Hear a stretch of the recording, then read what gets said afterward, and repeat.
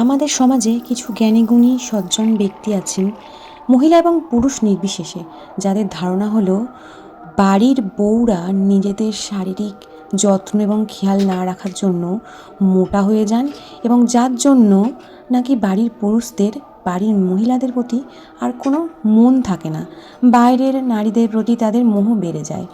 এক্ষেত্রে একটা কথা বলার না বলে থাকা যায় না, যে সকাল থেকে উঠে সন্ধ্যা রাত্রি ঘুমাতে যাওয়ার আগে পর্যন্ত সংসারের জন্য পরিপাটি করে সব কাজ করে, আর যারা কর্মরত মহিলা তাদের কথা আমি ছেড়েই দিলাম, সারাদিন কাজ করার পর এবং যারা মা হয়েছেন সন্তান জন্ম দেওয়ার পর তার নিজের শরীরের খেয়াল সে কতটুকু রাখবে।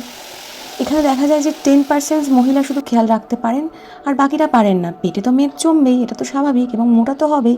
এবং ঠিক এই পরিপাটি না থাকার জন্য যদি বাড়ির পুরুষরা বাইরের মেয়েদের প্রতি আকৃষ্ট হয়, তাহলে এক্ষেত্রে একটা কথা বলার, এই সমান উক্তি কিন্তু পুরুষদের জন্যও প্রযোজ্য। কারণ পুরুষদেরও কিছু পরিপাটি থাকার দরকার আছে। সারাদিন মহিলারা কাজ করে তাও যদি নিজেকে পরিপাটি করে স্বামীর কাছে প্রকাশ করার চেষ্টাও করে, সেক্ষেত্রে কিন্তু পুরুষরাও নিজেদেরকে একটু গুছিয়ে রাখার চেষ্টা করতে পারে। কারণ নারীদেরও তো কিছু রুচি আছে, তাই নয় কি?